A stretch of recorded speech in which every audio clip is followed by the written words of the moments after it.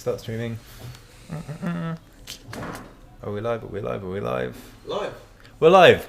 Hey guys, you're watching Tech Radar. My name's Basil. My name is Gareth. And Gareth has had a lot of time with the HTC U12 Plus. Yes. A very confusing phone for a number of reasons, mainly the name. But that makes sense, kind of. No, it doesn't. So it kind of does, though. So what? You can't have a U12 Plus without a U12. You can't have plus nothing. But it's about the kind of like competition. The competition that it's competing with are the likes of the iPhone 8 Plus, the Samsung Galaxy S9 Plus. Yeah, I get that. But then why not make a smaller version that works just as well in different ways? I appreciate the point about it, but the problem that HTC has got is it's not a well-known brand enough to have consumers that just get what it's doing straight away. So when you've got the HTC 10, the HTC U11, the HTC U12 Plus, you think those three are like the evolution of each other, and it doesn't make any sense at all. And I think for a branding perspective, you need to know. But anyway, that's nothing about the phone. But it's just annoying. So I get what you mean, but like you said, HTC is a smaller brand. They've been challenged over the last few years. They won't want to invest as much money in developing two devices when they could just develop one flagship. I just don't think consumers understand the Plus.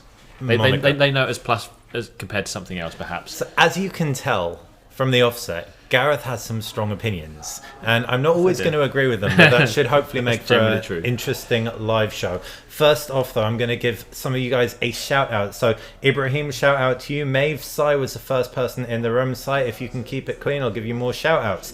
Jose, hey, Jose. Hey, Daniel, Kaz Reese, and Uzair.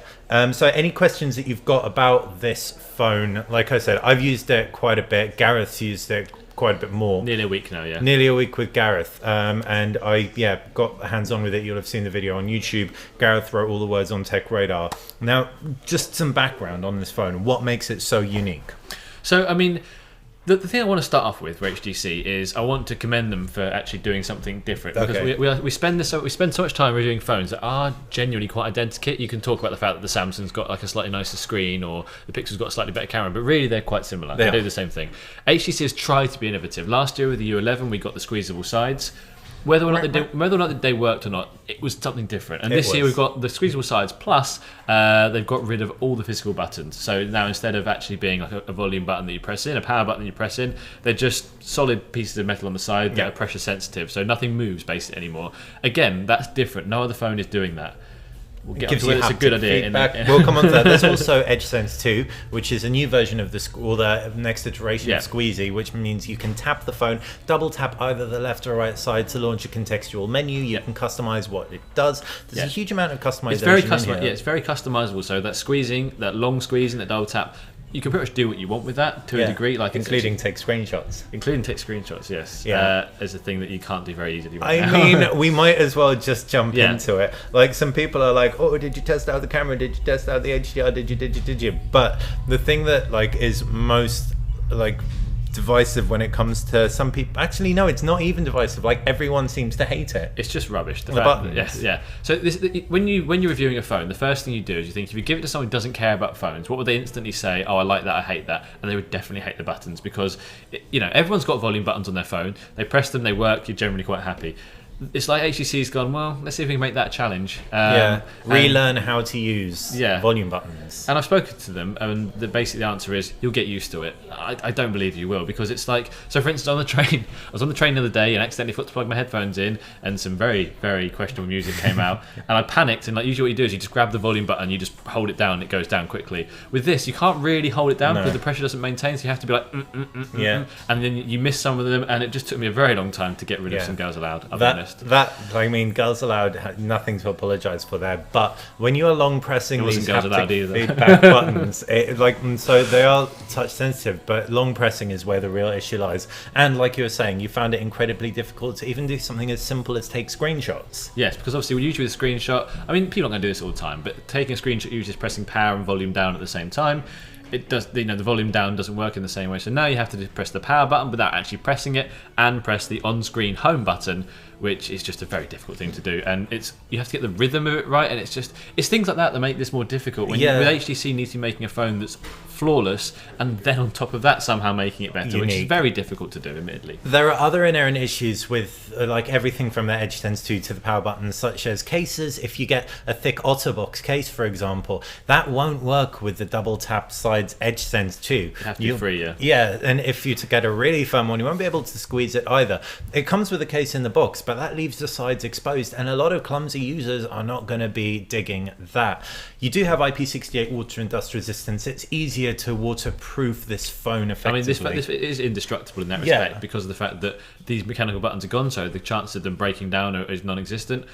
I've never broken a volume button, admittedly, but that is gone as a possibility. So that's an improvement, admittedly, there. So yeah, okay. So we've bashed the buttons. Now let's talk about the rest of the phone. Okay. Kicking off, as usual, with the design of it. How do you think it stacks up against the Samsung's, the iPhone 10s? So visually, I feel like it is one of the most beautiful phones on the market in certain respects. So the the translucent blue where you can see through, the flame red that, last year's U11 had the solar red, which was just a lovely phone. So basically, it's polished glass, it's cold polish, so it's very clear to the sides, and as you tilt it, it changes colour. Completely changes colour. Except for the black, it kind of looks like black. The black one's a bit boring. Black and dirty black, but otherwise, they look completely different. It's a really nice thing. It looks unique. I want to do the same kind of thing with Split something, wasn't it? Yeah. So with but it's actually more striking with the red one. Yeah, exactly. And so from HTC's perspective, they've thought, they were the ones that created metal phones. Really, they made them popular with the M8 and the one M7, whatever we called it.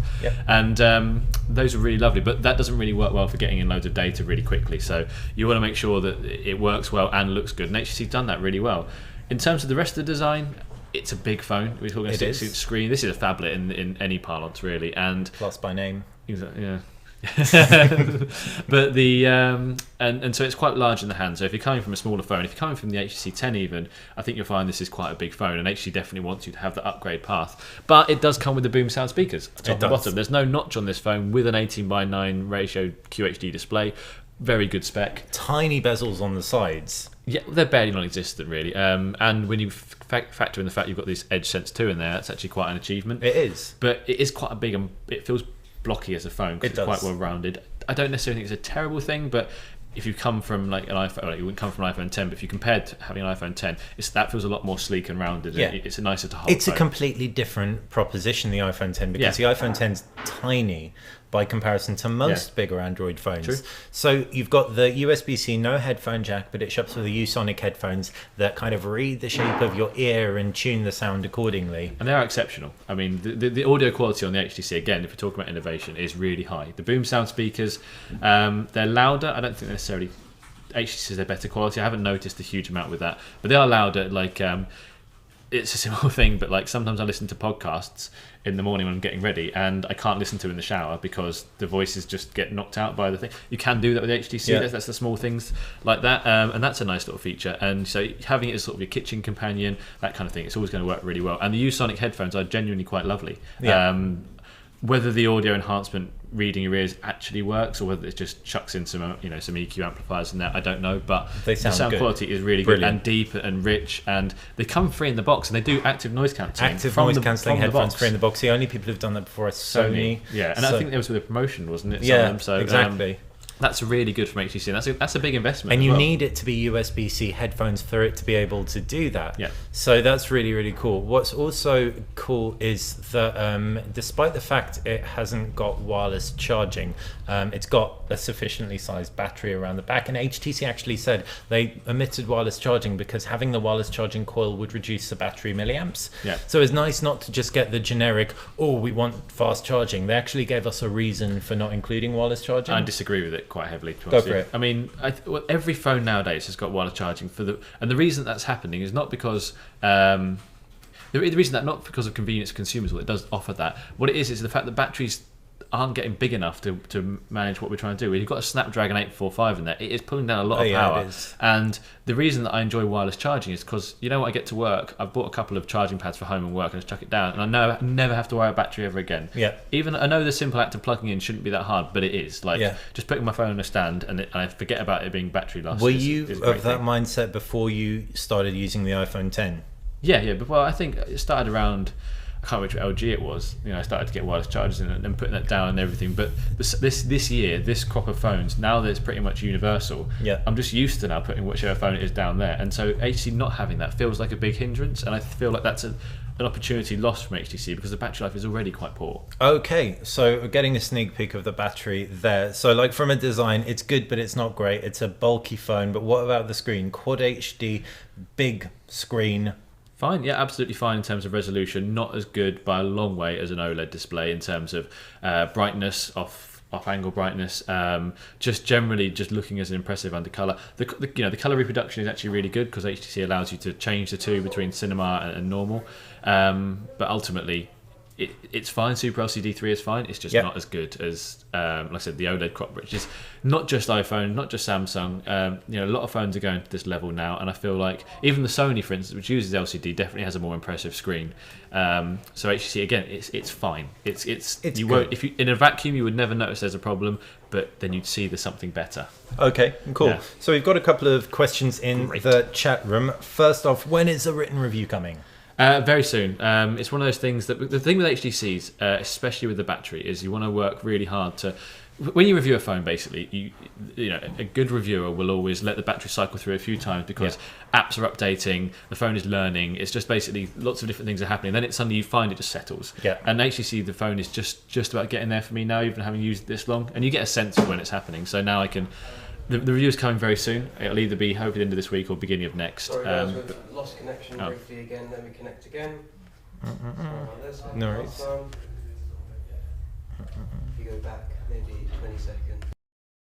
Just when the review's coming. Okay, we're good. So we're back. Cool. Sorry guys, we had a dropout in connection, but the question was when's the review going live, and Gareth said hopefully end of this week, beginning of next week. That's the plan, yeah, exactly. So just to make sure that you heard that, so we can properly test the battery and make sure that's all correct. And also there are some nuances, as we said, with the volume keys and the Edge Sense, and that takes time to learn and get used to. So what we don't do is just review it and say these are terrible and find after a week actually it's fine.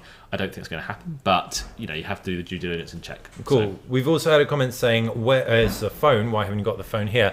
So if you want to see the phone in action, you can do that on the video, hands-on video, where you can see the solar red change color, flame red, flame red change color. Iron Man red. Currently, the phone is actually being tested. That is how intensely we test our phones. It's under a battery test right now, where we run it down from a video test to putting a video on full HD, full brightness, and we just see how well it fares. So you'll be seeing that in the review as well, but that's currently undergoing that right now because it's the only time we could fit it in, unfortunately. We have a shout out to Srinivastasia. Hey dude, you are a regular, thank you for jumping on the show. Pavan, Frosty Sonic, Akira Conics, Mohammed asks about the camera, so it's a good time to jump onto that. It's a difficult one. Okay, so first off, backstory. Okay. HTC introduced the dual camera in the M8. Yeah. And the M8's execution of it was not great. Even that I kind of disagree with. I think its marketing of it was terrible. Yeah. So it was actually but what it did prove was HTC was ahead of the curve with introducing it. It was. That's the thing. And HTC in its sort of explanation of the new phone was saying we've got leadership in this. I'd argue that they lost the leadership when they lost their nerve with the 1M9. Yeah. The 1M8 was a really good camera in terms of... It was a good, solid camera standalone. And having 4 megapixels was a really good thing. So it let in loads of light. It was ahead of its time, definitely. And the depth sensor, it didn't use it effectively well, but I think there was definitely more to come from it. And by getting worried about the way it was perceived on shelves, I understand why. People are looking at it and going, it's got 4 megapixels, it's terrible. HTC panicked and put in, I think, 19 megapixel, or was it 20.7? It was a Toshiba sensor. Yeah. It was terrible. It was awful, and it went from being the one that us reviewers enjoyed the most because it was innovative, and it was clever, it was going to do something next level. We thought maybe it's going to be an 8 megapixel ultra pixel with 2 different things, and just gave up. So in that giving up, it lost all chance to say we were the leaders in this because which the M9 did in a lot of respects. It had the Snapdragon 810, I think, with the heat issues. Yeah, that wasn't HTC's fault. No, but it suffered on a lot of accounts. But with the camera in the HTC U12 Plus, they've reintroduced the dual camera setup, not just on the back, but you've also got it on the front as well. Yep. They've introduced a new HDR Boost 2 tech. Yep. They say that it's better than the Pixel in certain respects. Have you tried it much? I tried it, not a side by side with a Pixel, but I found that the detail was decent on it. The optical zoom pales in comparison to the likes of the Huawei P20 Pro, but just standard shots looked good. But I'll say that it felt a little bit laggy in the camera UI. Yeah, I mean, the camera, again, HTC's always struggled really badly with that. Like, you press the button, it doesn't take the picture straight away. It does if you turn off all the settings, but HDR Plus, HDR Boost or whatever, anything else like that, it just makes a and there's that little break. Like, I was trying to take a picture of someone jumping, just couldn't get it right because it just didn't work at the same time, and it's just a really frustrating element. And people who are not HTC fans, which is what HTC needs to encourage people to do, because otherwise it's diminishing returns, are going to be like, well, this is nowhere near as good as my Samsung or my iPhone or even my LG or Sony that they've come from, because that's just quick and instant. In terms of the fact, because really the HTC, because they developed the Pixel and built it, and they had a hand in the Pixel too, the camera tech is very much fused in with HTC's. I haven't worked out whether or not this is a good camera, because every so often I do take some good pictures. A lot of the time they're just a bit average. Like bokeh, I'm not in love at all with. It doesn't seem to be very smart at all.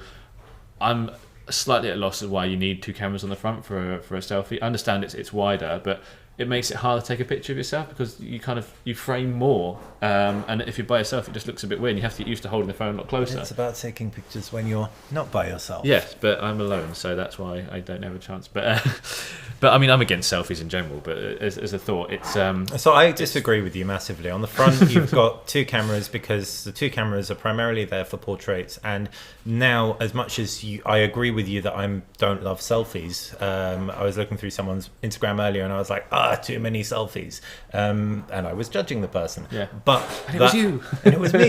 But I will it's representative of the majority of people using front cameras. Yeah. So being able to blur that background out, being able to get those DSLR type effects, they're not that level though. Really, it's the same as like the beauty mode is so strong to start with. You have to turn it off. I'm not getting. There are some cameras out there that do beauty mode. Sort of the DSLR kind of bokeh with just a single camera and do it better. Yeah, I'm not like the Pixel. Yeah, absolutely. And the iPhone 10 does it really well, of course, as well. And I'm just not feeling it. They're fine again. This is the thing. This needs to be a standout phone because HTC has struggled in the last few years. But what I would say is that in low light, and again, we haven't. This is the reason why the written review hasn't come, is that we haven't done some proper testing. But side by side with, say, the iPhone, which is good in low light, the iPhone is very yellowy. The Pixel is very yellowy. This is much cleaner in terms of colour. You look at it and go, oh, that's actually really nice. In the briefing that we had with HTC, the representative said that he was like the HTC U12's camera goes for natural lighting, and that's true, and it will not overexpose images just to make up for the fact that it's dark, and I really like that. I have a photography background. I used to work for Canons. I like when I take a picture, I want it to have completely black areas if areas are completely black, as opposed to muddy areas that Samsung phones generally create.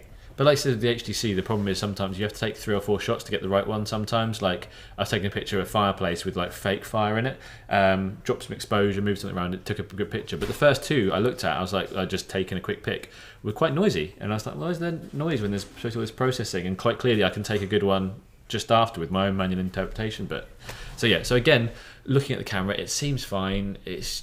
I'm just not getting a wow factor from it yet, but I think it's technically quite adept, and once you know what you're doing with it, I think it's going pretty good. Okay, so if you don't mind a slightly slower camera UI, or you're prepared to install a third-party camera launcher, from what I remember from HTC phones, they open up the API so you can install manual camera applications, etc.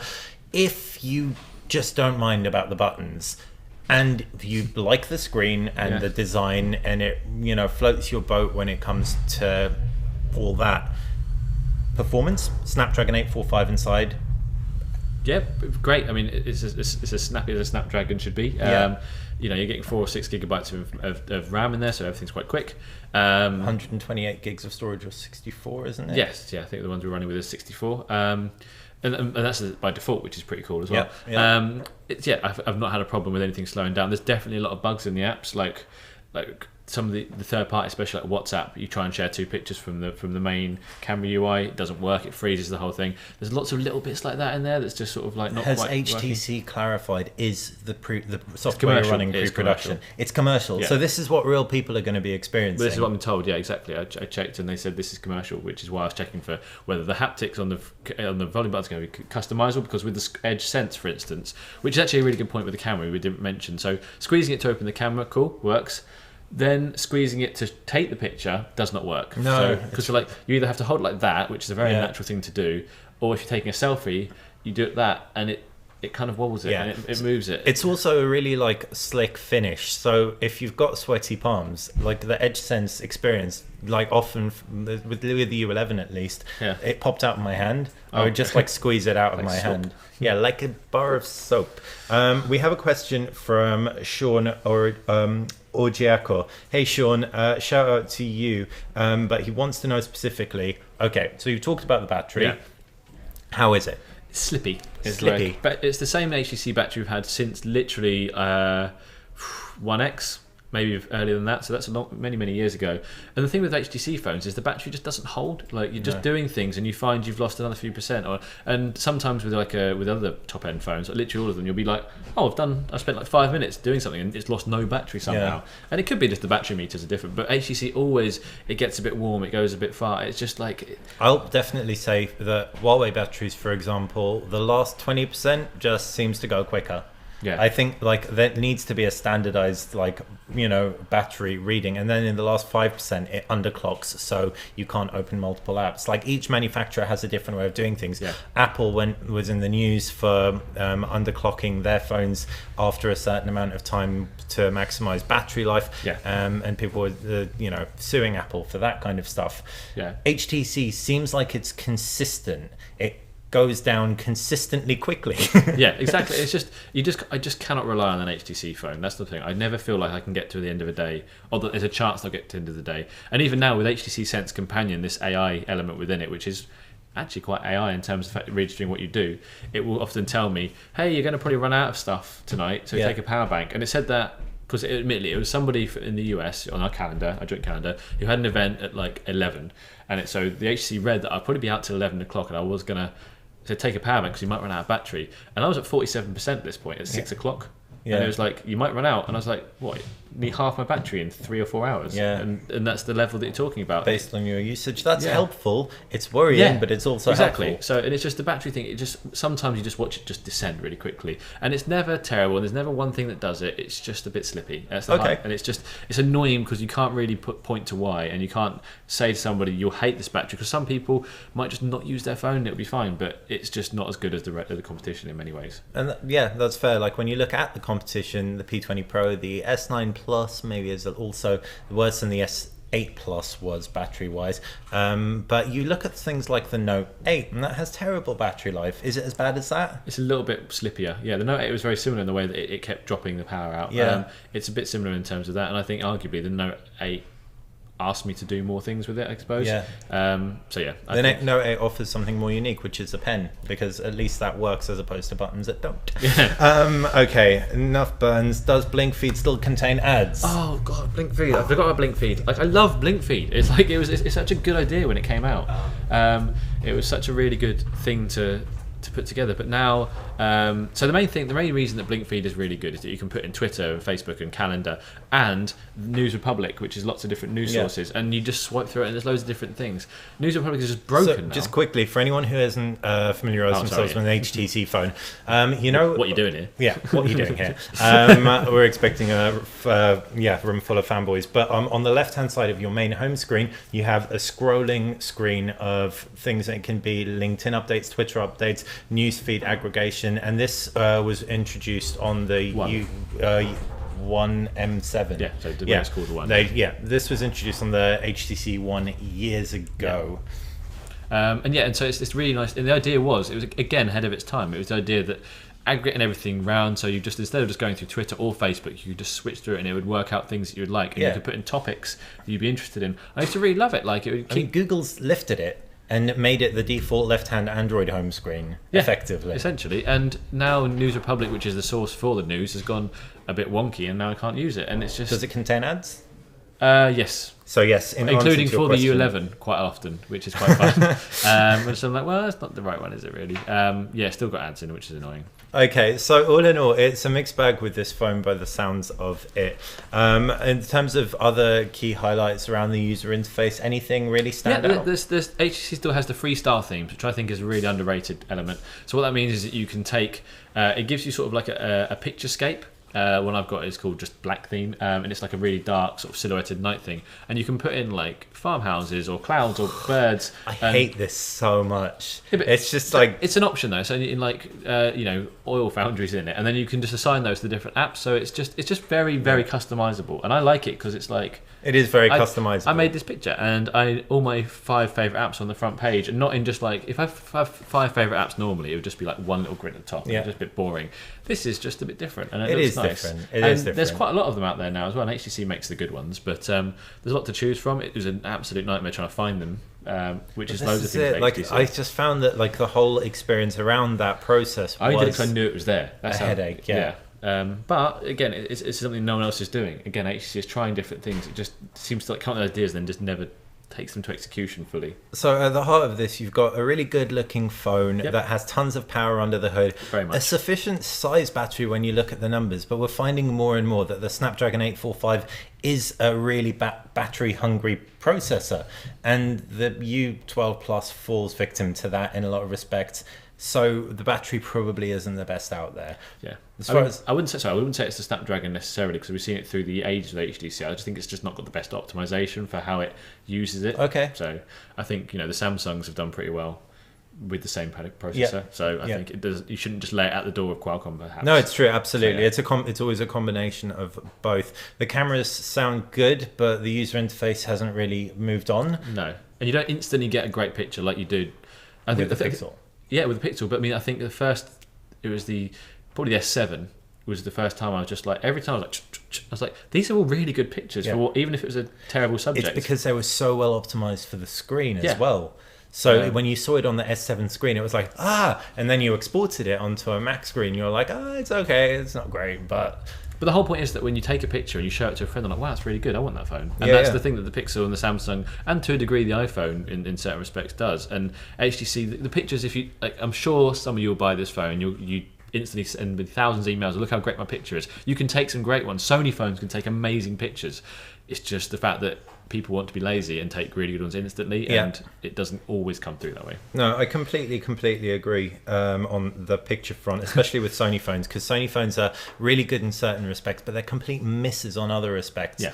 I think we're pretty much running out of time. So in short, we've got one question that kind of requests a summary from Kazris. There are a lot of negatives on this phone. What are your biggest positives? So I said these aren't negatives. They're just, in comparison, they're not. Because the thing is, HTC's had such a rich heritage in making really great phones. It was the Challenger with the Desire. The One was an amazing reboot, and the One M8 was an even better phone. And introduced the dual camera. Yeah, exactly. And you feel like if that had just carried on, and HTC had known what it was about and carried and believed in that. And this is very easy to say. There's a lot more going on. There's R&D, there's marketing, there's sales, there's retail channels. But if it managed to carry on with that, I think HTC would have been a lot better place right now. And you can still see that heritage in there. You just want it to bring out a little bit better. So as a phone in a vacuum, you won't hate this by a long way. You've got a really high res screen. It looks great. Watching movies on it is lovely. Boom sound and the audio, in terms of positives, are amazing. Right? This is a phone for the audiophile, absolutely. And design-wise, you walk down the street, people look at it and go, that's a bit different. The fingerprint scanner's in the right place. The face unlock is fine, but you use a fingerprint scanner more.